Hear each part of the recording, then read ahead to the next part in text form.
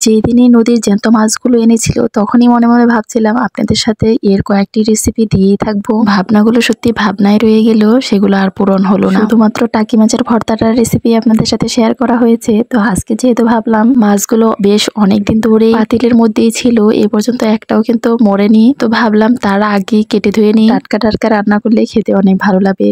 এইসব মন মানসিকতা নিয়েই কিন্তু রান্নাগুলো করে থাকি, মানে আগে থেকে অনেক চিন্তা ভাবনা করে থাকি যে আজকে এটা করব সেটা করব, কিন্তু আমার কখন যে মুড সুইং হয়ে যায় কিংবা আলসেমি ধরে যায়, তারপর কিন্তু আর কোনো কিছুই করা হয়ে ওঠে না। তো ভিডিওগুলো করছিলাম, ভাবলাম যে বড় সাইজের যে মাগুর মাছগুলো ছিল সেগুলো ভুনা করব, আপনাদের সাথে রেসিপিটা শেয়ার করব, কিন্তু তার তেমন করে হয়ে ওঠেনি। একসাথে অনেকগুলো কাজ জমে গিয়েছিল, খুব তাড়াহুড়োর মধ্যে বা অনেক ধরনের আইটেম যদি একটু করতে যাই তখনই কিন্তু আমি মাটির চুলাতেই চলে যাই। আজকেও কিন্তু রান্না করতে মাটির চুলাতেই চলে গিয়েছিলাম বেশ অনেকদিন পরে। তখন কিন্তু তাড়াহুড়োর মধ্যে অনেক কাজগুলো করা হয়েছিল, পাশাপাশি রান্নাটাও করে নিয়েছিলাম। তো এই দিয়ে আর ভিডিওগুলো কিন্তু একদমই করা হয়নি। এখন আপলোড দিতে যে মনে হলো যে আপনাদের সাথে কি বা শেয়ার করি। বিশ্বাস করুন, জ্যান্ত এই মাগুর মাছ ভুনাটা খেতে এতই ভালো হয়েছিল, সবাই কিন্তু চেটে ফুটে খেয়েছে। তবে তার পাশাপাশি দেশি মুরগির ডিম, আবার সেই মাগুর মাছ দিয়ে কচুর ছুরি দিয়ে একটা ঝোল রান্না করেছিলাম, পাশাপাশি 2 ধরনের ভর্তাও ছিল, কিন্তু সব মিলিয়ে আসলে রেসিপিটাই দেখানো হলো না। আচ্ছা যাই হোক, অন্য কোনো এক সময় আপনাদের সাথে এই রেসিপিটা অবশ্যই শেয়ার করব।